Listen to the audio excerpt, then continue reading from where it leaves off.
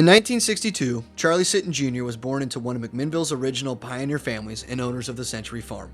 He seemed destined to become an everyday blue-collar American farm boy, but between his daily chores, Charlie would discover that he had a true passion for the game of basketball. As a boy, Charlie would gather with his cousins and friends to play for hours on a small court housed in the Sitton barn. This is where Charlie learned the game, and from a very young age, people could tell that Charlie Sitton was going to be a very special player. You could see right away, this kid had, great hand-eye coordination and quickness for a kid of his size. Charlie's size and skill helped his junior high school teams go unbeaten in all 3 years. In high school, his successes would grow with his competitiveness. I can remember his first practice. He was a fierce competitor. He probably is the most competitive kid I've ever coached. In the first practice, I had 2 veteran guards, Pat Garlock and John Grimm, and they were tough kids. And they were not going to be out-hustled by a sophomore. Well, and Charlie was not going to be out-hustled by a senior. I think Charlie pulled a groin that day just trying to make sure those 2 guys didn't out-hustle him. What set him apart from other great players was how hard he worked at the game. I don't think there's ever been a player his size in the history of basketball that played as hard as Charlie Sitton played. You saw some 6-foot guards that maybe played that hard, but he was a 6'10" guy that played harder than anybody in the entire state. And I don't think he ever did anything half speed. The thing about Charlie is he only knew one way to play. There was no nice guy about Charlie when he went on the floor. So I brought him into PE class and I let him play a little bit, and then he was horrible. He would swat everybody's shot, growl at them.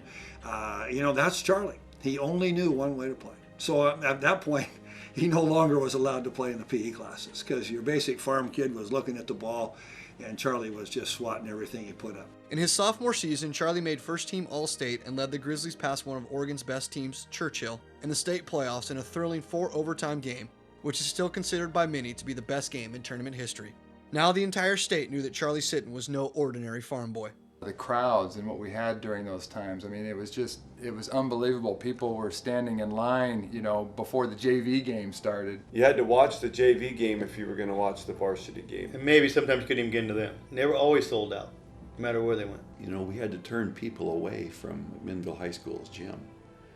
And I, unfortunately, was one of the individuals that had to say, you can't come in, because the fire marshal says, that's it. In his junior year, Charlie continued to improve on the court, leading an already talented Grizzly squad, coached by Nick Robertson and Ross Peterson, to a perfect season, culminating in a state championship.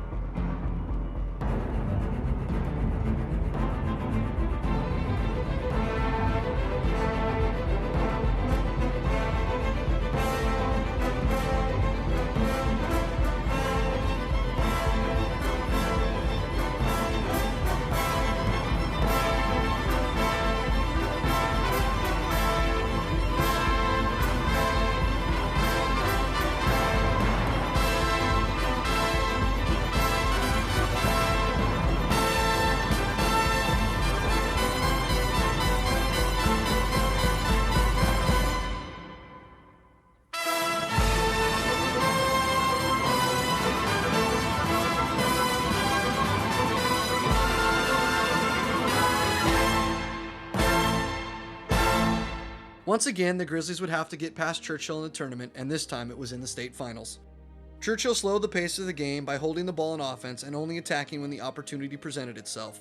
It was another closely contested game, but in the end, Charlie switched 2 free throws with only 5 seconds left in double overtime to lift the Grizzlies to their first and only state championship in boys basketball. You know, it was just a very intense game, and all of our games that year and the year after, whenever we had Charlie, were really slow paced because people knew if they ran with us, I mean, they'd just get blown off the court. So that was a real stall tactic.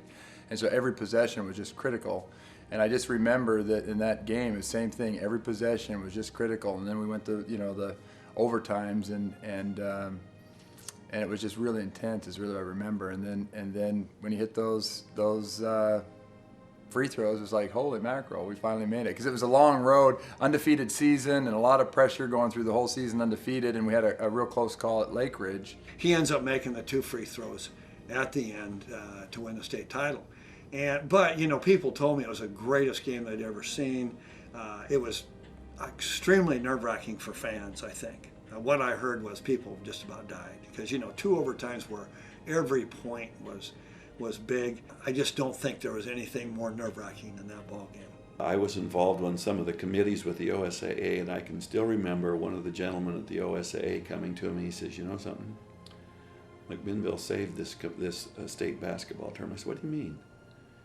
He said, "You must have had anywhere from 5,000 to 8,000 people here every game they played." And he said that was a real factor in the success of this basketball tournament.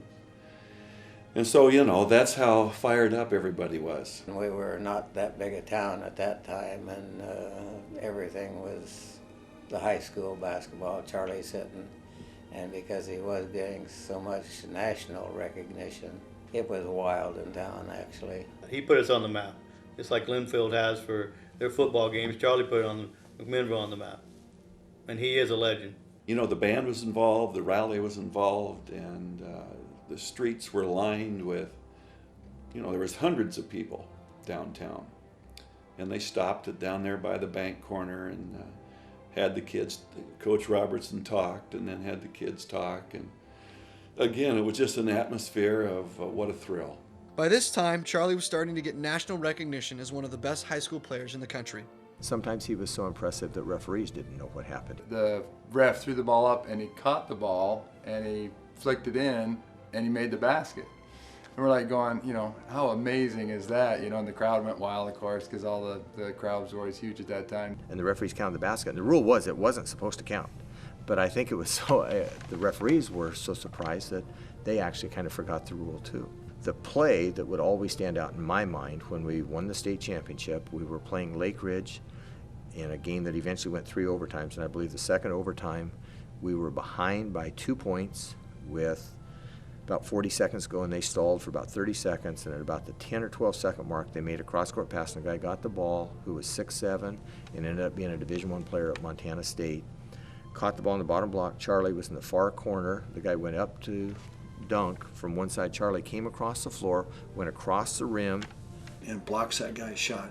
And to this day, I can see that coach's clipboard flying through the air, because if they make it, the game's over, and we're not in the final game. Just an amazing play, and he came out of nowhere and really saved the day for us. And Charlie went the other way and scored on the break. So we go up, and we end up winning the ball game. I know there are a lot of people that would still say that was maybe the very best play ever made in the state basketball tournament. It was an incredible play. Charlie would lead McMinnville to another great season during his senior year, compiling a record of 22-3 and bringing the Grizzlies back to the state finals. Though they would come up short in the championship game, Charlie and the Grizzlies concluded the best 3 years Mac High basketball has ever seen. During his high school career, Charlie shot an astounding 74% from the field and 78% from the free throw line, while averaging 27 points and 14 rebounds per game. He led the Grizzlies to an unbelievable 72-6 record, while achieving All-State First-Team honors all 3 years, an Oregon High School Athlete of the Year award, a First-Team All-American selection, a National High School Basketball Player of the Year award, and a state championship. He had a career best of 46 points while making 18 of 20 shots from the floor and grabbing 21 rebounds in a victory over Tiger during his senior year. But stats were not what Charlie Sitton sought. If Charlie had wanted to, I firmly believe he could have averaged 45 points a game for his entire high school career. But he was a completely unselfish player, almost to a fault. He just simply didn't miss shots, but he was a perfect teammate to play for. I don't think any kid that played high school basketball with Charlie Sitton would ever tell you anything other than that he was the best teammate they ever played with, because he was very willing to give up the ball when, to be honest with you, probably he shouldn't. We were going to score if Charlie Sitton had the ball. Even when he was on the bench, he was yelling and clapping, and he wanted success for the team first. Whether it was in practice or in the games, you know, he was the big star, but he worked harder than anybody on the team. It was just unreal. I mean, we'd all come out of practice with bruises all over ourselves because of how hard he played. And we had these, coach required us to wear these little knee pads. Everybody had to wear knee pads. And he had these, you know, long legs and these little knee pads on there, and he'd dive on the floor like everybody else, you know, in the practices. And that made us all better because he just had so much passion for the game, and every practice was a war, and that just made us all better. And so that's really what I'll take away from him as a teammate, was how much he loved the game and how hard he played. And it just, like I said, we had a great coach, had great players, but Charlie was really what made it all go and made us a great team. On March 29th, 1980, Charlie played in his fourth and final National All-Star game held in Washington, D.C. He was voted most valuable player in that game and was quickly becoming a household name and one of the most heavily recruited athletes in the country. The small-town farm boy could have gone anywhere, but his roots were in McMinnville and his heart at his family's 1,600-acre farm. This made the already talented Oregon State University an easy choice for Charlie to pursue a higher level of education in basketball. Well, to put a little emphasis on it, I would like to say that I coached at Oregon State for 34 years. Most of that time as an assistant coach and a recruiter, and I would say it was the biggest get, so to speak, that in my 34 years, signing of Charlie Sitton. He was nationally recruited. He was highly regarded by all the universities in the entire country. And so when we landed Charlie as a student and an athlete in basketball here at Oregon State, it was a big, big plum. Charlie had a strong freshman season playing for the Beavers' legendary coach Ralph Miller and his assistant Jimmy Anderson. Oregon State was ranked 7th in the nation during the preseason, and in a little over a month they gradually climbed into the number 1 spot, as Charlie was quickly moved into the starting lineup. From December 30th through the remainder of the season, the Beavers held the number 2 ranking for 6 weeks and were the number 1 ranked team in the nation for 5 weeks. The 1980-81 team is the only number 1 ranked team that the Beavers have ever had, and that team is currently in the OSU Hall of Fame. They achieved a 26-2 record with all 26 wins coming in a row, which is still the second longest winning streak in OSU history. With Charlie and the team playing so well, he earned a spot on the All-Pac-10 freshman team, and the Beavers earned the number 1 seed in the NCAA tournament, but were unfortunately upset in a 2-point loss to 8-seeded Kansas State. With a great freshman year of experience under his belt, Charlie went into the summer determined to improve his game. As his sophomore season began, everyone could see that his hard work had paid off. Charlie led the Beavers in block shots and more than doubled his scoring average from his freshman season, on his way to an All-Pac-10 selection and an All-Far West Classic MVP. With the improved play of Charlie and the acquisition of future NBA Ironman AC Green, the Beavers achieved a 25-5 record and the number 4 ranking in the final 3 weeks of the regular season. Determined to leave the previous year's disappointment behind them, OSU entered the 1982 NCAA tournament as the number 2 seed and breezed past their first 2 opponents by 19 and 18 points respectively, earning them a spot in the Elite 8. Unfortunately, that was as close as they would get to the NCAA championship, as they lost to future NBA great Patrick Ewing's number 1 seeded Georgetown Hoyas.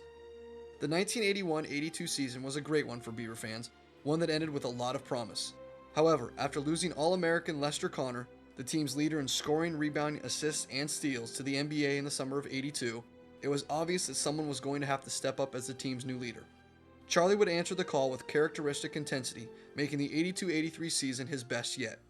He led the Beavers in 4 categories, including scoring with 19 points per game, while notching a career high of 32 points on 2 separate occasions. He was selected to the All-Pac-10 team and was an All-American. He won the team MVP and was runner-up for the Pac-10 MVP while leading OSU to a 20-11 record and to the Elite 8 in the NIT tournament. Charlie's incredible season was capped off with a selection to the 1983 USA basketball team set to compete in the Pan Am Games in Venezuela. Charlie started a few of the games for the USA team, but it was the up-and-coming Michael Jordan who was the star of the team. USA went undefeated on their way to the gold medal. OSU and Charlie's success continued into his senior year when he led the team in 3 categories, including blocks and scoring with 15 points per game, earning him another All-American selection. This time, Charlie would take the Beavers back to the NCAA tournament after a 22-7 record and their third Pac-10 championship in 4 years. But on March 15, 1984, Charlie ended his illustrious college career after a 2-point loss to West Virginia. It was a career that achieved 4 All-Pac-10 selections, 2 All-American selections, a team MVP, and a